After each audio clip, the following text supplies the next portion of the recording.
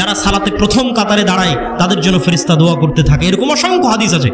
এগুলোর মাধ্যমে ফেরেশতাদের সাথে বন্ধুত্ব তৈরি হয়। আপনি আপনার সাথে ফেরেশতাকে দেখেও ফেলতে পারেন, অসম্ভব কিছু। ফেরেশতার আলামত এবং অস্তিত্ব অনুভবও করে ফেলতে পারেন, অসম্ভব কিছু। ফেরেশতাদের সাথে বন্ধুত্ব এবং শয়তানের সাথে বন্ধুত্ব দুটো পরস্পর বিপরীত। কোরআনে হাদিসে এই পরস্পর বিপরীতে পরিপূর্ণ। বাড়িতে প্রবেশের সময় বলছেন আসসালামু আলাইকুম, তাহলে শয়তান পালিয়ে যাবে, কে ঢুকবে? ফেরেশতা ঢুকবে। একটা আরেকটার বিপরীত, যেখানে শয়তান আছে ওখানে ফেরেশতা নাই, যেখানে ফেরেশতা আছে ওখানে শয়তান নাই। খাওয়ার সময় বিসমিল্লাহ বলবেন না, তাহলে কে খাবে? শয়তান খাবে। আর বলবেন তাহলে ফেরেশতার সাথে থাকবে, বরকত এবং রহমত হবে। এরকম একটা আরেকটার বিপরীত। ফেরেশতারা হচ্ছে পুত পবিত্র। আপনি যত বেশি ওযু অবস্থায় থাকবেন তত আপনি দুনিয়াতে মানুষ, কিন্তু আপনি ফেরেশতা। মানে আপনি ফেরেশতা লেভেলে পৌঁছে যাচ্ছেন দুনিয়াতে মানুষ হিসেবে থেকে। কেননা সব জায়গায় নূর তৈরি হচ্ছে, আমল নূর তৈরি করে। এই নূর কিয়ামতের মাঠে দেখা যাবে, কবরে দেখা যাবে। বাস্তবে আমল নূর তৈরি করে এবং নূরের মাধ্যমে আমল আসমানে উঠে যায়। ইলাইহি ইয়াসআদুল কালিমুত তাইয়্যিব, প্রত্যেকটা আমল নূরের মাধ্যমে আসমানে উঠে যায়। আপনি আমল করবেন, নূর তৈরি হবে, নূর। ওযু করবেন, নূর তৈরি হবে। এই নূর কিয়ামতের মাঠে দেখা যাবে, প্রজ্বলমান থাকবে মানুষের নূর। এবং আপনার নূর দিয়েই সিরাতে মুস্তাকিমে আপনি দ্রুতগতি তৈরি হবে, কবরের অন্ধকার আলোকিত হবে। সম্মানিত উপস্থিতি, তাহলে শয়তান এবং ফেরেশতা পরস্পর বিপরীত সৃষ্টি এবং একটা আরেকটার শত্রু হিসেবে কাজ করে। মানুষের সিদ্ধান্ত নেওয়ার দায়িত্ব, মানুষ ফেরেশতার সাথে বন্ধুত্ব স্থাপন করবে না শয়তানের সাথে বন্ধুত্ব স্থাপন করবে। যদি ফেরেশতার সাথে বন্ধুত্ব স্থাপন করে, নেককার বান্দাদের অন্তর্ভুক্ত হয়ে ফেরেশতাদের চেয়েও শ্রেষ্ঠ হয়ে যাবে, ফেরেশতাদের চেয়েও শ্রেষ্ঠ স্তরে পৌঁছে যাবে। কেন মানুষ তেমনি ফেরেশতাদের চেয়ে শ্রেষ্ঠ। তাহলে কিছু আমলের কথা আপনারা মনে রাখবেন। অসংখ্য আমল আছে, কিন্তু কিছু আমলের কথা মনে রাখবেন। যেমন দুই একটা উদাহরণস্বরূপ বলি।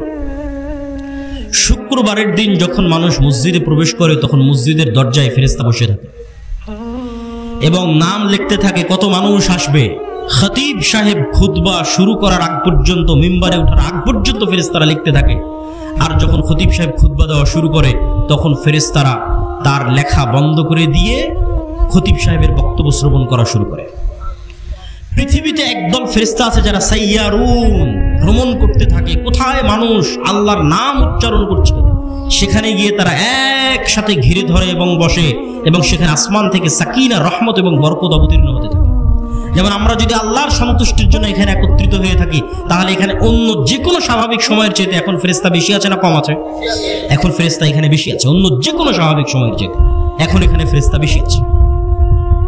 রাসূলুল্লাহ সাল্লাল্লাহু আলাইহি ওয়াসাল্লাম ফেরেশতাদের বিষয়ে এরকম অসংখ্য হাদিস বলে গেছেন বিভিন্ন আমলের ক্ষেত্রে। যেমন কেউ যদি তার অসুস্থ ভাইকে দেখতে যায়, তাহলে তার জন্য ফেরেশতা ইস্তিগফার এবং ক্ষমা প্রার্থনা করতে থাকে। কেউ যদি সালাত আদায় করে সালাতের জায়গায় যতক্ষণ বসে থাকে জিকির আজকার তাসবিহ তাহলিল পাঠ করবে, ততক্ষণ ফেরেশতা তার জন্য দোয়া করতে থাকবে। যারা সালাতে প্রথম কাতারে দাঁড়ায় তাদের জন্য ফেরেশতা দোয়া করতে থাকে। এরকম অসংখ্য হাদিস আছে। এগুলোর মাধ্যমে ফেরেশতাদের সাথে বন্ধুত্ব তৈরি হয়। আপনি আপনার সাথে ফেরেশতাকে দেখেও ফেলতে পারেন, অসম্ভব কিছু। ফেরেশতার আলামত এবং অস্তিত্ব অনুভবও করে ফেলতে পারেন, অসম্ভব কিছু। রাসূলুল্লাহ সাল্লাল্লাহু আলাইহি ওয়াসাল্লামের একজন সাহাবী রাতের বেলা কোরআন তেলাওয়াত করতেছে, সহিহ হাদিস। তো ঘোড়ার আস্তাবলের পাশে কোরআন তেলাওয়াত করতেছে। তো কোরআন তেলাওয়াতে ঘোড়া এমন ভাবে লাফানো শুরু করেছে যে ওই সাহাবী বলছে যে আমার বাচ্চার উপর ঘোড়া উঠে যেতে পারে, এই ভয়ে আমি তেলাওয়াত বন্ধ করে দিলাম। ঘোড়া যখন থেমে গেল, আবার তেলাওয়াত শুরু করলাম, আবার থামিয়ে দিলাম, আবার তেলাওয়াত শুরু করলাম। তিনবার এই ঘটনা ঘটার পর আমি আর তেলাওয়াত করলাম না। পরের দিন রাসূল সাল্লাল্লাহু আলাইহি ওয়াসাল্লামকে এসে বললাম ঘটনা এই। রাসূল সাল্লাল্লাহু আলাইহি ওয়াসাল্লাম বললেন, তোমার তেলাওয়াতে ফেরেশতারা একত্রিত হয়েছিল। আল্লাহু আকবার। ওই ফেরেশতাদেরকে ঘোড়া দেখতে পাচ্ছিল, এই জন্য সে লাফাচ্ছিল।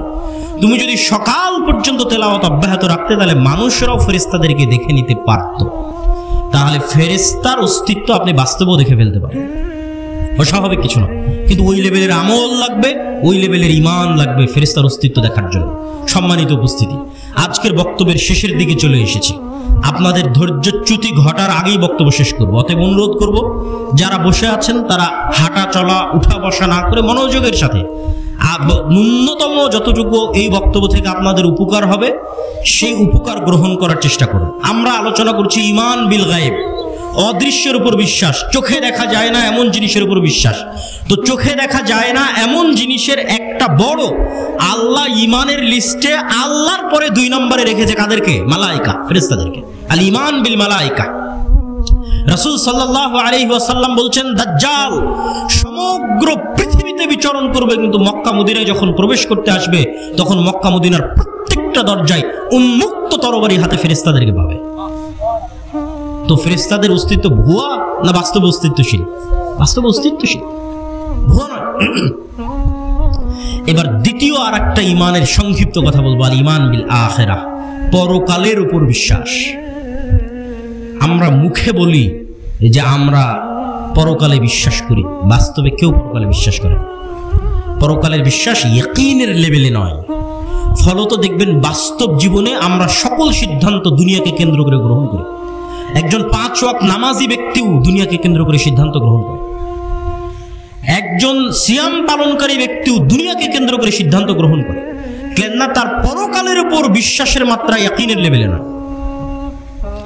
যে পরকালের জীবন প্রকৃত জীবন, দুনিয়ার জীবন কোনো জীবন নয়, এবং পরকালে আল্লাহ আমাদের পুনরায় জীবিত করবেন, এই বিশ্বাসের মাত্রা, যে যেন কিয়ামত হয়ে গেছে, যেন আমরা মৃত্যুবরণ করেছি অতীতকাল। আল্লাহ সুবহানাহু ওয়া তাআলা কোরআন মাজিদে কিয়ামতের কথা বলতে গিয়ে বহু জায়গায় অতীতকালের কথা বলেছেন, যে কিয়ামত সংঘটিত হয়ে গেছে, হবে এটা নয়।